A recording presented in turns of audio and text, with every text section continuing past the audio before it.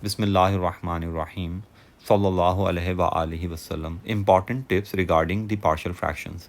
Before splitting any question into partial fraction, first observe three things. Number one, type of fraction, whether the fraction is proper or improper. Number two, observe the factors in denominator, whether the factors are in factorized form or not. Like in this fraction, this factor is not in factorized form. So first factorize it by breaking the middle term. Number three, observe the types of factor in denominator. All factors are linear. Number one point was type of fractions, proper or improper. This fraction is proper because the highest power of variable in denominator is 3, whereas the highest power of variable in numerator is 2. When the highest power of variable in denominator is greater than the highest power of the variable in numerator, then the fraction is proper. Now you can split this fraction as a upon x minus 3. This factor is repeated linear, so write this factor twice, once with power 1 and once with power 2. And since all factors are linear, so write constants in numerator.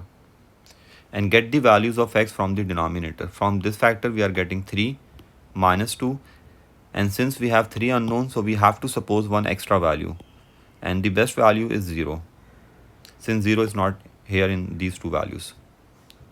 Now by substituting these two values at first and this supposed value at last, we can get the values of ABC. Remember, always substitute the supposing value at the end to make the calculation simple. Improper fractions.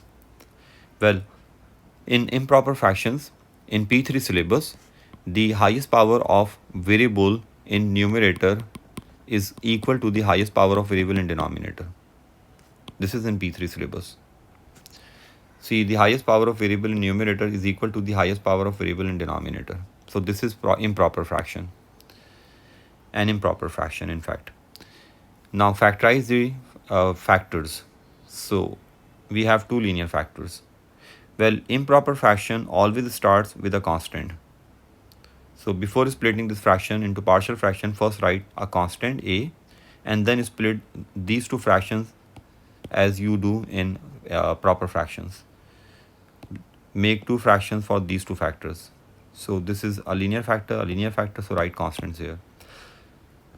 We always find the value of this constant by comparing the coefficient method, and these constants are found by using substitution method.